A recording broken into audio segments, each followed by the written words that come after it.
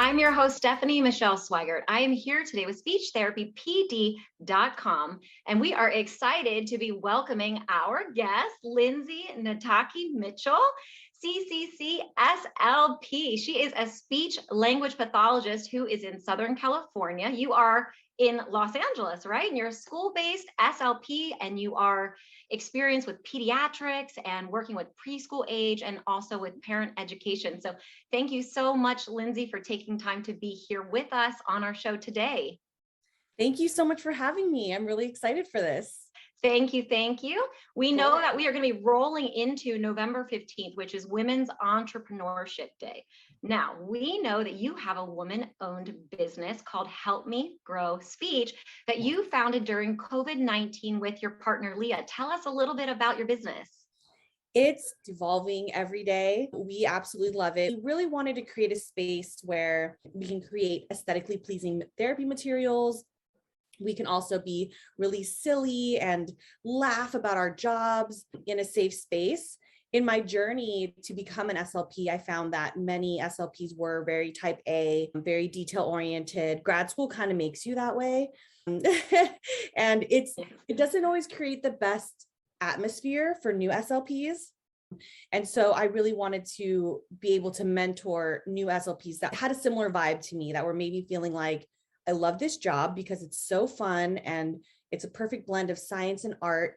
And yet I'm also feeling like a lot of anxiety and increased pressures. So kind of navigating both of that. So I was able to create an area where I can kind of mentor newer SLPs. And then Leah came in and she's just so organized and she has a great eye for design and for aesthetics. Every idea I have, I'll just like roughly put it on like a Google Doc and then she just like makes it look beautiful. Nice. And even like our bags, I was like so tired of carrying like 10 bags into my home sessions. And so we created like the My Speech bag, which is, we're not losing. Do you have it there? Can we see it? I do have one here. So this one is actually my therapy bag. Very nice. Yes. I love that. Beautiful. Yeah. So it has like every bag has an insert and has little side pockets so that you can keep your data binders, you can keep your Post-its and your pens, the little like trinkets of toys that we always lose on the bottom of our bags. There's like a little area for that. Perfect. So yeah, it's changed my life. I love that you guys are able to work together and have such a beautiful offering to SLPs and SLPAs. And speaking of putting toys in bags, you are the author of a podcast on SpeechTherapyPD.com called The One About Play-Based Therapy. Yes.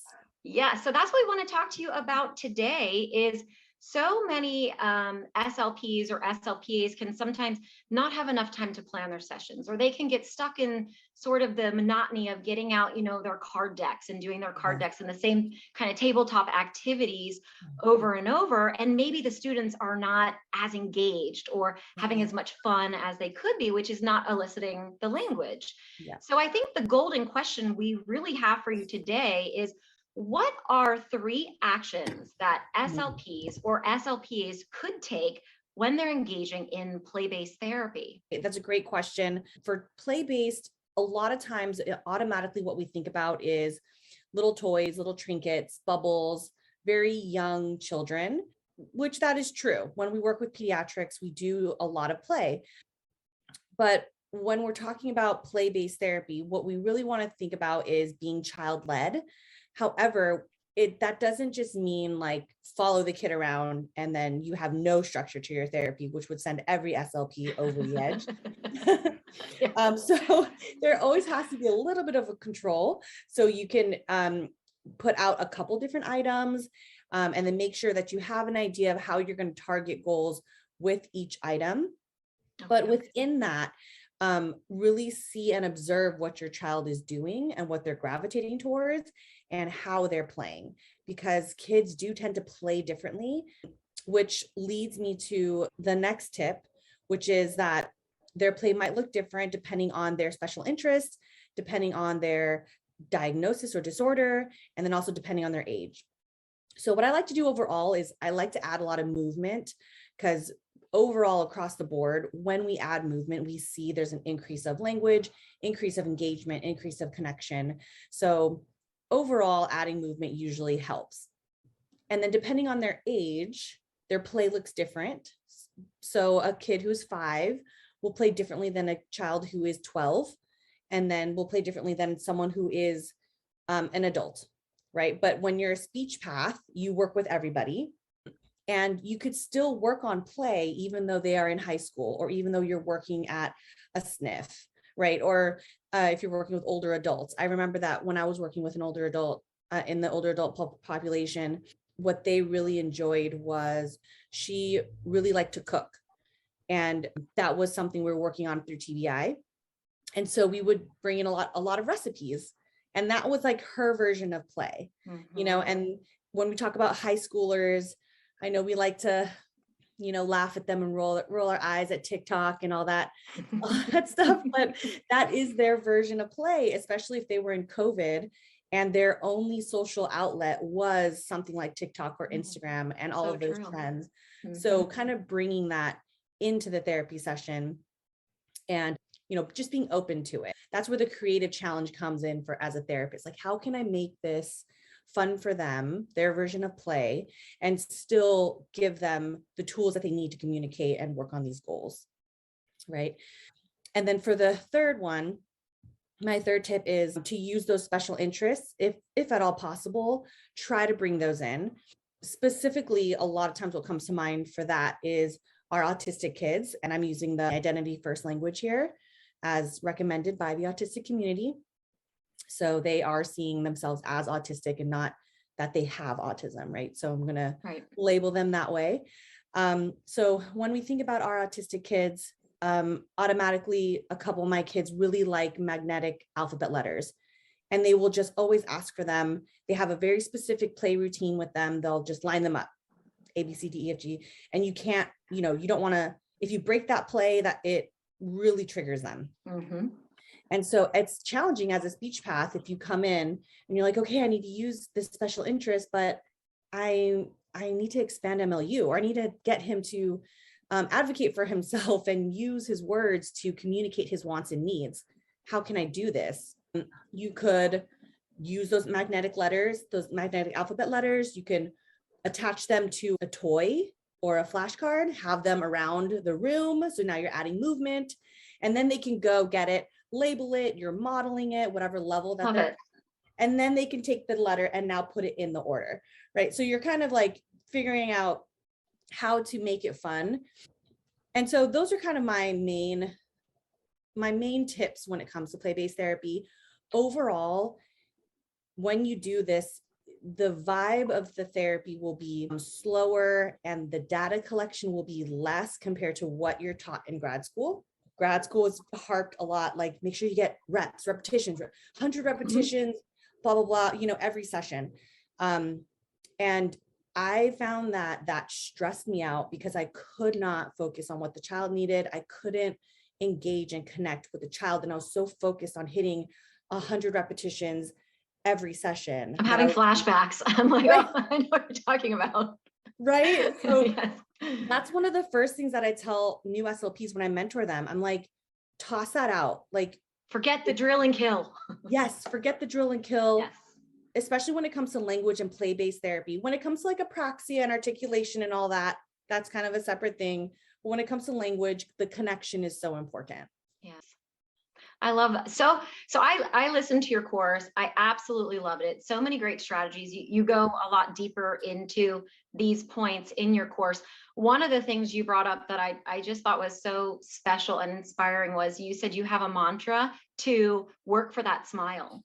Yes. And I love that because all the ways that you're talking about today really are focused on getting out of being the clinician and getting into the mind of the person that you're working with, what they care about, what they want to play with, what play looks like at their level, connecting, being more concerned about connecting with them than being connected to your data or what you need to have done, and worry more about the relationship. I love that. I think mantras are so cool because I think that little mindfulness strategy of having one, even if you like set it on your timer on your phone to remind yourself periodically throughout the day, what's my highest goal for today, or what's my purpose, or what do I want to remember? That's going to get you through those challenges and those tough times where you want to like hightail it out of there and you don't want to be in that moment, but just reminding yourself. And I loved yours, work for that smile. That was so beautiful and touching. And you brought up another point. You said today, and you expand on this in your course, you talk about movement.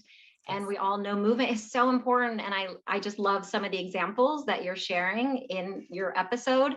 I'm school-based also in Los Angeles, and I try to pair mindfulness with pragmatics and movement all together. So like if we're taking a walk around campus, that is our movement, as we might be working on social exchanges with familiar and unfamiliar people. But then I'm tying in the mindful walking of like, let's talk about the things we hear on the way, like a school bell or kids on the playground or what's crunching under our feet.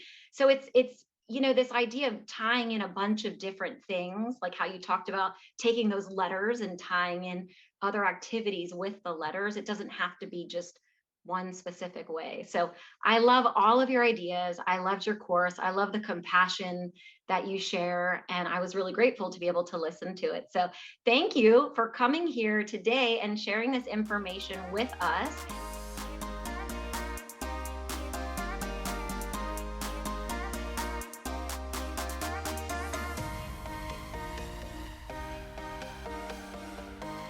To take a deeper dive into this, be sure to check out the episode called The One About Play-Based Therapy on speechtherapypd.com. Lindsey is going to be on that episode, taking a deeper dive into the 3 actions that she shared today and so much more. You do not want to miss this inspiring educational episode that she is sharing with us. She's going to share resources and even actionable strategies that you can begin to implement the very next day into your therapy.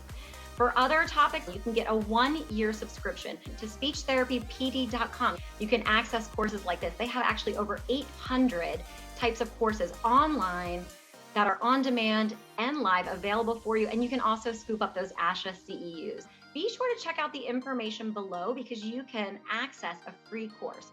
And if this show today was helpful for you, go ahead and give it a thumbs up. And be sure to subscribe to our channel and comment below. We want to hear from you.